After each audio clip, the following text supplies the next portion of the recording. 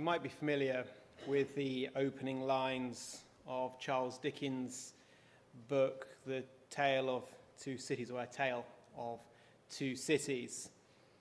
The opening line include, "It was the best of times, it was the worst of times. It was the age of wisdom, it was the age of foolishness." And he opens this book with these two contrasting descriptions of two contrasting cities. And in many ways, the passage that we're looking at tonight isn't a tale of two cities, but it's a tale of two trials.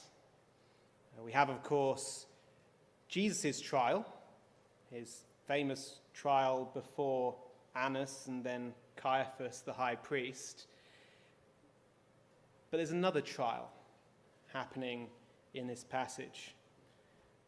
We have Peter's trial, where Peter is put to the test as Jesus is put to the test. I don't know if you noticed as we read the passage, John, the author, as it were, switches from scene to scene. If this was a film, you could almost imagine there being a fade between verses 14 and 15 from Jesus' trial fading into Peter's trial, and then another fade from verse 18 to verse 19 as it goes from Peter's trial to Jesus' trial, and again in verses 24 and 25 as it switches from Jesus' trial to Peter's trial. And it seems very much that John is wanting us to compare these two circumstances, these two situations, these two men, Jesus and Peter. Jesus, who is put on trial and stands the test and is convicted, and Peter, who is put on trial by a different crowd and who fails and who lies and goes free. That's what I'd like to do this evening, is just look at these two different trials to see what we can learn of Christ, but also what we can learn of ourselves. So let's look first at Peter's failure versus Jesus' faithfulness. In verses 12 to 14, we read of the soldiers who Judas has brought and the Pharisees and the religious leaders taking Jesus and bringing him before Annas, who was the father-in-law of Caiaphas, the high priest. Apparently they kept these things within the family, and Annas still had a position of authority, and Jesus is put before him to answer questions. But what I want to read is from verse 15, where Simon Peter also stands before a different crowd and is also subjected to questions. Let me read from verse 15. "And Simon Peter followed Jesus, and so did another disciple. Now that disciple was known to the high priest and went with Jesus into the courtyard of the high priest. But Peter stood out at the door outside. Then the other disciple, who was known to the high priest, went out and spoke to her who kept the door and brought Peter in. Then the servant girl who kept the door said to Peter, 'You are not also one of this man's disciples, are you?' He said, 'I am not.' Now the servants and officers who had made a fire of coals stood there, for it was cold, and they warmed themselves. And Peter stood with them and warmed himself."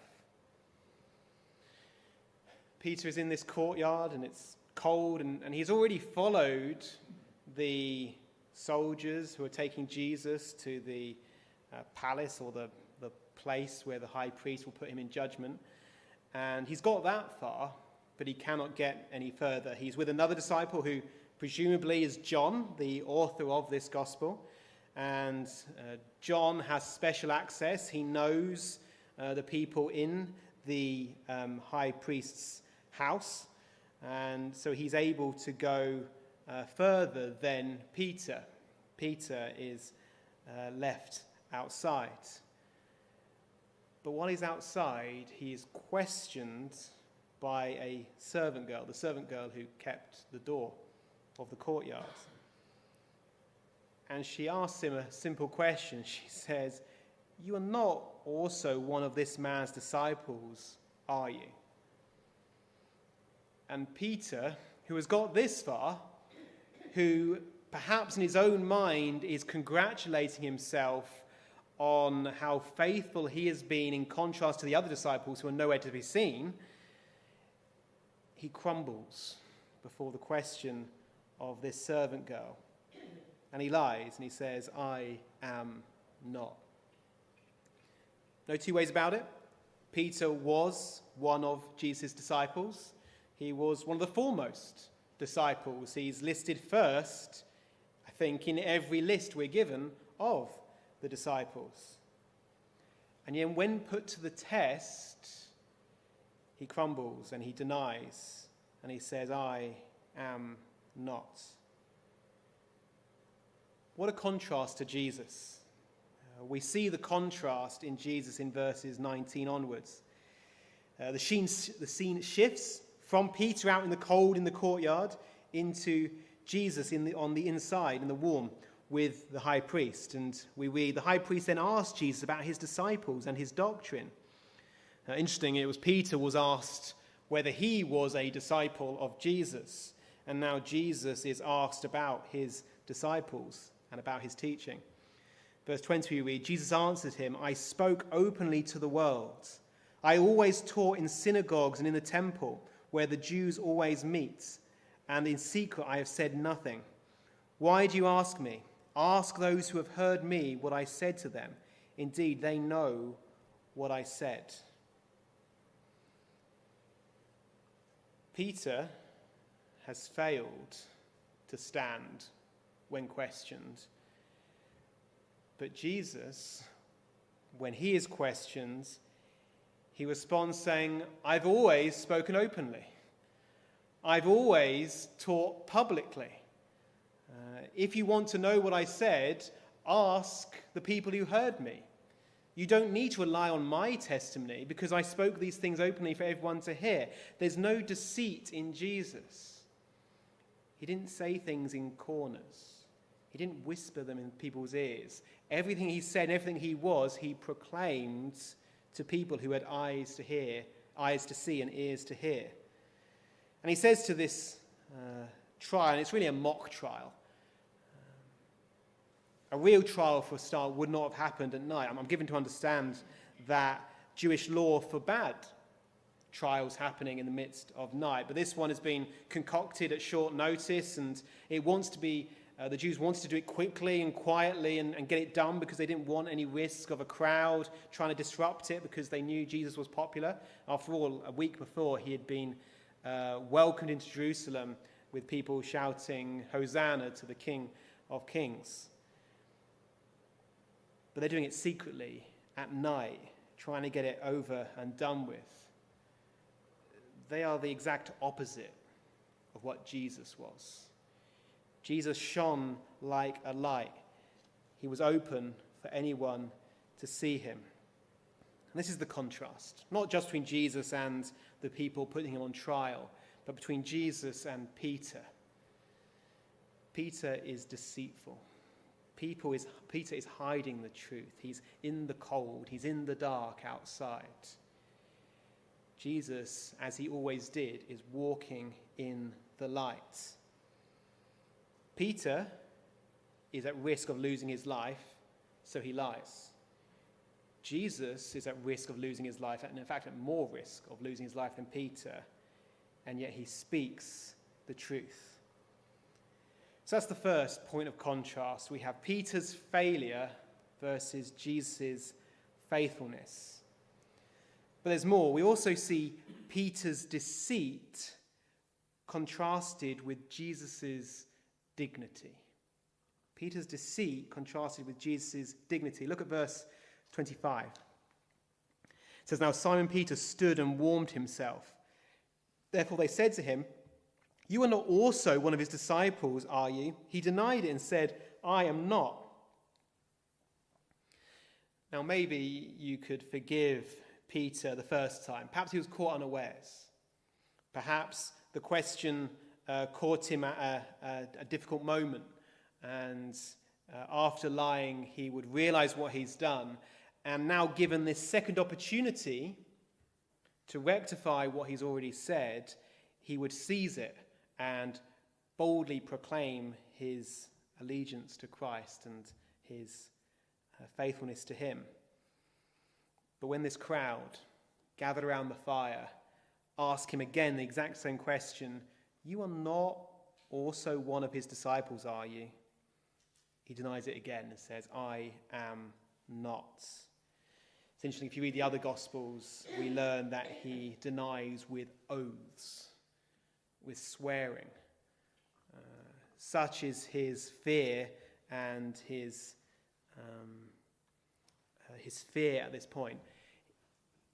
He lies boldly and brazenly, saying, "No, I am not one of Jesus' disciples."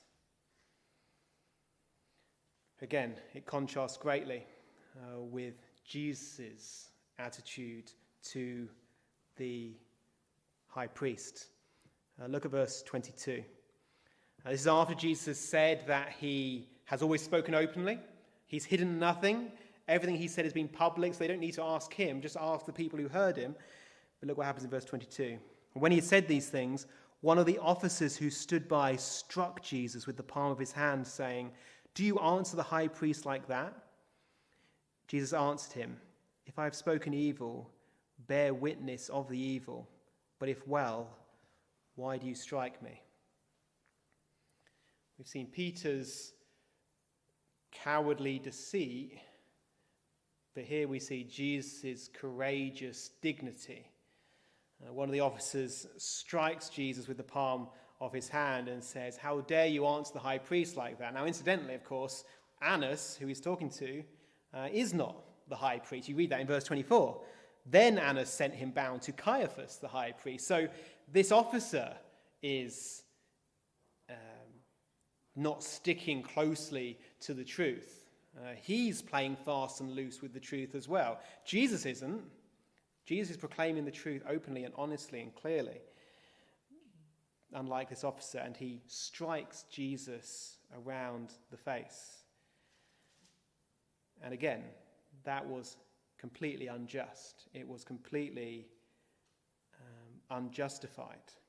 As Jesus says, "If I have spoken evil, bear witness of the evil." Tell me what I've said wrong. You're accusing me of saying something wrong to the high priest, but what have I said that's wrong? All he said is what he's always said, and saying I've always said it clearly and openly. Where are the witnesses to tell you what I have said wrong? He is simply asking for what any trial, any self-respecting trial, should be able to provide. And he calmly, with dignity, says, "If I have spoken evil, bear witness of the evil. But if well, why do you strike me?" Jesus turns the accusation onto this officer, and he says, "It is not I who am wrong. It's not I who am in the wrong. It is you." And that, by the way, is always what Christ does when we can be tempted to blame him or criticize him or not like the things he says. We need to beware, because when we do that, more often than not, in fact always, we simply expose ourselves. We expose our own sin. We expose our own injustice. And that is what happens here. So you see this contrast again between Peter's cowardly deceit and Jesus' courageous dignity. Nobody struck Peter. Nobody at this point was threatening Peter physically. It was just the words of a servant girl and the words of the people around the fire. People who had no authority. People who had no power. And Peter crumbles before them. But Jesus, before the religious leaders themselves, stands courageously and with dignity. But there's more to see as well. We've seen Peter's failure and Jesus' faithfulness. We've seen Peter's deceit and Jesus' dignity. But thirdly and lastly, we see Peter's foolhardiness versus Jesus' foreknowledge. To understand this more, we have to go back a few chapters.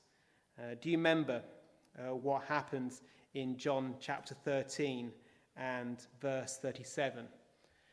This is at the beginning of the Last Supper, which Jesus had with his disciples. And Peter has warned them that he's going to go away. He's going to leave them.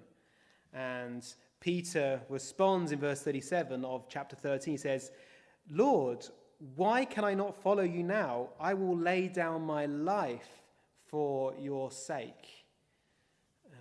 Peter says, if anyone else leaves you, I will not leave you. That's exactly the words he says in some of the other Gospels. He says, everyone else might leave you, but I won't. Peter is very foolhardy. Foolhardy is misguided courage. He says all the right words, but unfortunately he doesn't follow through. He started well, it seems, in this chapter, in verse 18, in chapter 18. Remember, he's followed the crowds. He's followed the mob who have taken Jesus to the high priest. He's followed him that far. He's got enough courage for that. But when the moment of testing comes, the real moment of testing, he crumbles. Remember, he's already chopped off the high priest's servant's ear. You can read that in chapter 18, verse 10. Again, he's shown a kind of foolhardy courage and is rebuked by Jesus because of it.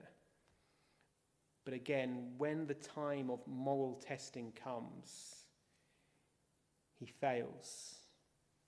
And did you notice verses 26 and 27? It says, "One of the servants of the high priest, a relative of him whose ear Peter cut off," that's awkward, but the relative of him whose ear Peter cut off said, "Did I not see you in the garden with him?" Verse 27, "Peter then denied again, and immediately a rooster crowed." What's the significance of the rooster? Well, again, let's go back to chapter 13 and verse 38.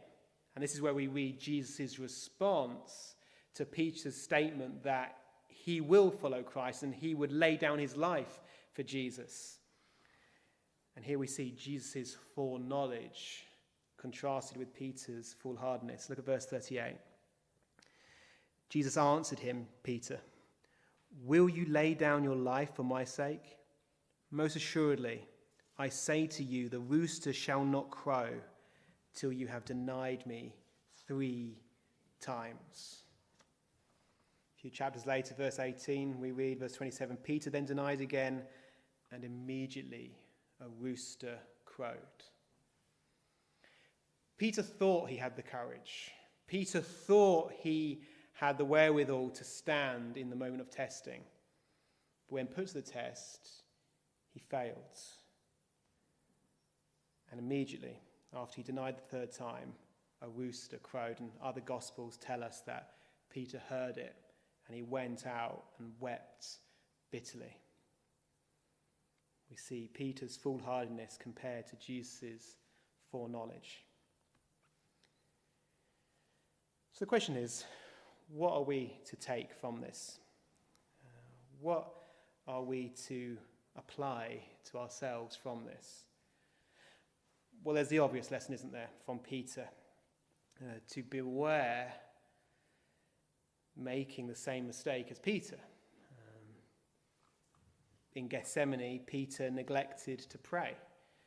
Peter was sleeping when, as Jesus himself told him, he should have been praying. Jesus was sweating drops of blood for the trial that was about to approach him, but Peter and the other disciples are sleeping. They're not ready. They're not aware of the great moment of testing they're about to face. And as a result, none of them are ready. They should have been ready, but they're not. And to a man, they all fail. Jesus, however, is ready for the supreme test that he's about to face. and he stands firm in the face of that testing. So there's a lesson in there for us, isn't there? To heed Jesus' own warning to Peter and the disciples. Do not sleep. Pray. Pray lest temptation comes. It's in the Lord's Prayer, isn't it? It's lead us not into temptation, but deliver us from evil. We should all be praying, knowing that we do have weakness. We all can fail like Peter failed. Again, as Jesus said, the spirit is willing, but the flesh is weak. So we can learn in that way. But there's a more encouraging message as well. The more encouraging message is, however true all that is, the truth is, Jesus stood, and Jesus' standing meant that Peter's failure could be forgiven. Again, I'm afraid I didn't write down the reference. I don't think it's in John's Gospel, it's in one of the other Gospels. But immediately after Jesus has told Peter that he's going to deny Jesus 3 times, he says that Satan has desired to have Peter, to sift him like wheat. Sifting was when they got the kernels of wheat and separated it from the chaff, from the useless part. And sifting the wheat was to get what is good and to get rid of what is bad. And the image Jesus is giving there is Satan has desired to sift Peter so that none of his faith is left. From the devil's point of view, what's good is what is unfaithful, what is evil, what is sinful. And he wants to sift out all the faith. But Jesus says, I have prayed for you, that your faith fail not. And I'm running ahead of ourselves, but in later weeks we will see how Peter, by the side of another fire, he's by a coal fire here, but by another coal fire later, he's restored to Christ, despite his failure. And the encouraging message from this, which we will repeat time and time again in the weeks ahead, God willing, is the reason Peter could be restored from his failure was precisely because Jesus did not fail in his trial. And that's true for all of us. That's the truth for every single one of us. All of us are like Peter to a greater or lesser extent. We don't want to be, I trust. We can take steps to avoid falling to the extent that Peter did, but nevertheless, we all have denied the Lord to some degree or another. Every time we sin, we do that to some degree. But the wonderful news is Jesus, when he was tested, did not fail. And he, like he did for Peter, prays for us. Jesus, at the right hand of God, as it were, prayed for Peter that his faith would not fail. And he prays for us as well. That doesn't mean our sin does not matter. It does not mean that we can live loosely and carelessly as a result. But it does mean there is hope when we do fall. It means there is hope when we do fail, because there is a man who never did, and he's an advocate. He's an interceder on our behalf. So I trust these few thoughts from this tale of 2 trials has been instructive to us. One, as a warning that we could fall as badly as Peter did, but also an encouragement because although however hard we may fall, there is someone who didn't, and he is our advocate. He is our defense lawyer on our behalf, who speaks to the Father, and we can have forgiveness through him. And as I say, we'll see more about that as we read more of the crucifixion account in weeks to come. But let's close now by singing one final hymn, again another hymn on the theme of Christ's birth, but particularly praising Christ for what he sacrificed for us. It's number 180. Thou who wast rich beyond all splendour, all for love's sake becamest poor. Thrones for a manger did surrender, sapphire-paved courts for stable floor. Thou who wast rich beyond all splendour, all for love's sake becamest poor. So let's close by singing number 180.